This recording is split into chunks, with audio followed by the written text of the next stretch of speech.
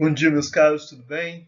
A gente vai dar continuidade aos nossos estudos de arte. A gente está hoje no capítulo 5, Arte Saxã. A gente vai tratar do primeiro trecho do capítulo. Então é importantíssimo que você já tenha a apostila em mãos, já se preparem que a gente vai começar. Apenas para relembrá-los, nas últimas aulas a gente viu a transição do período clássico, essencialmente grego, para o período medieval. Essa transição ela se dá a partir de uma nova estética que se funda, né, cuja a ideia de harmonia, de proporção grega é trocada essencialmente pelo objetivo religioso. É importante frisar que a gente até estabeleceu uma divisão, não é isso, de uma arte que ela seria degradada, ruim, ou apenas uma arte que ela assume outra função. Enfim, a nossa perspectiva teórica do material ela vai tratar, na verdade, de uma arte que ela assume o objetivo diferente.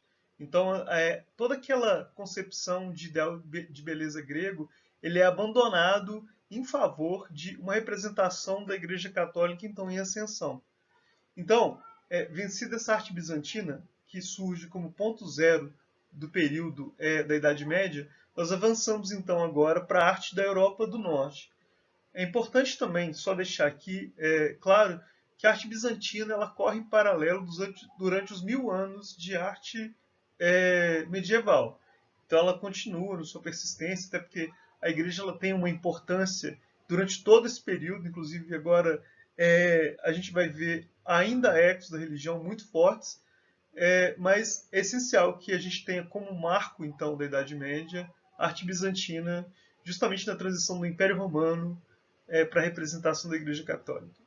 Pois bem, especificamente nesta aula a gente vai ver as expressões celtas e merovingios, ou do povo merovingio, enfim. Então vamos começar, vamos lá.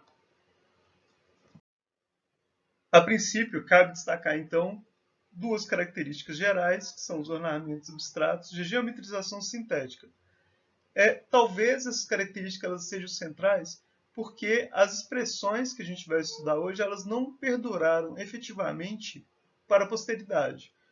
O que sobraram foram pequenos objetos, alguns sarcófagos, cálices religiosos, que por serem talvez pequenos, eles abranjam essas características essenciais.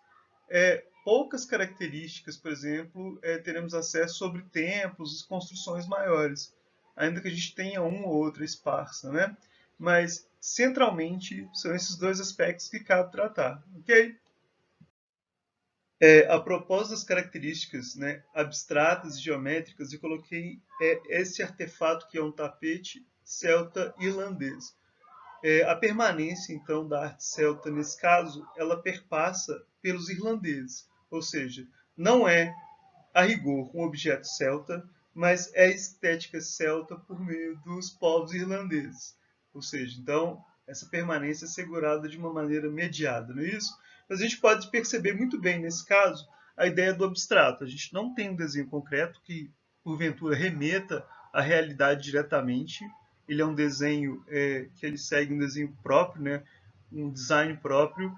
Ao mesmo tempo, também, você tem essa combinação geométrica basicamente dada entre quadrados.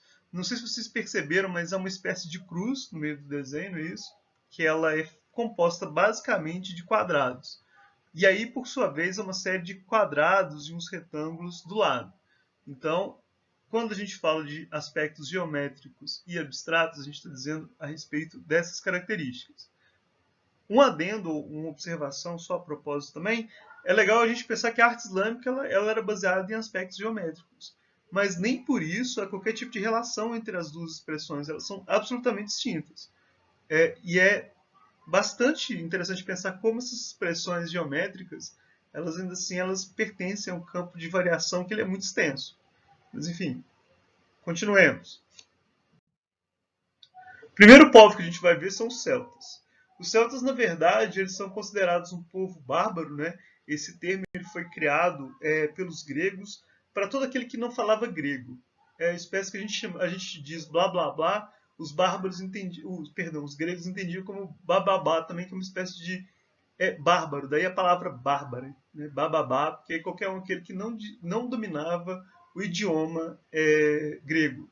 Mas nesse sentido, então, Para todos aqueles que não eram da arte oficial, e a gente vai considerar a arte oficial desse momento a arte bizantina, da Igreja Católica, especificamente desenvolvida a partir do povo romano, você vai ter então arte bárbara.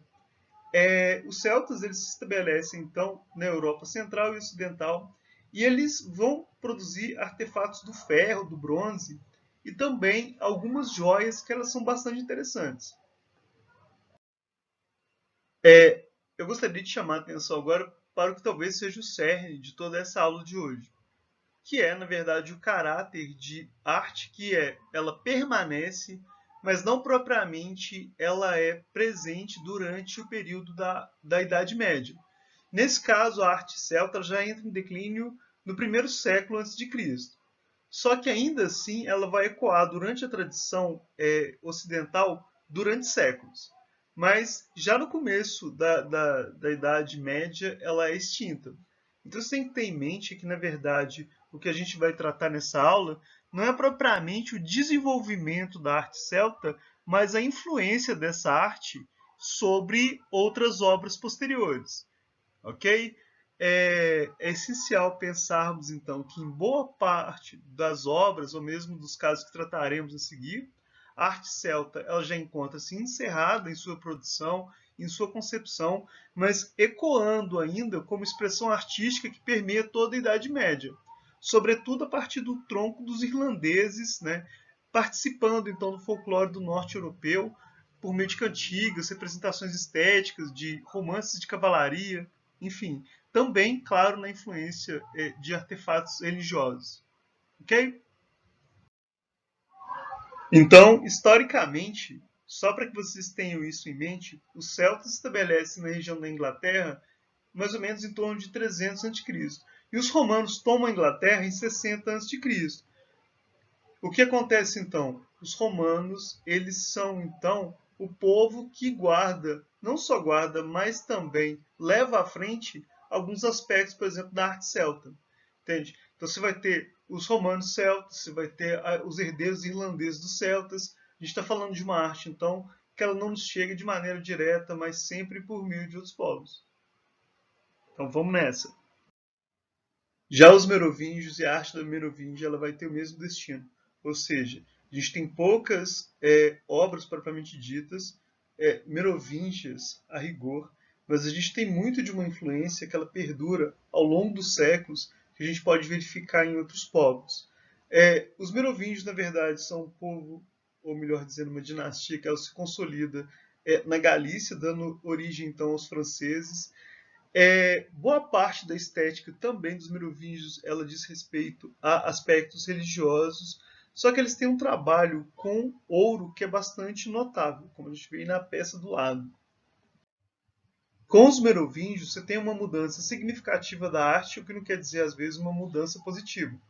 As esculturas, por exemplo, elas sofrem uma modificação significativa. Essa produção ela passa a ser, então, um tanto quanto mais simples, como, por exemplo, a ornamentação de alguns túmulos e artefatos que eles são religiosos, como no caso desse cálice, por exemplo. Você perde, então, uma investidura de artes um tanto quanto suntuosas, maiores, e passa, então, a investir uma estética que ela é um tanto quanto mais simplória.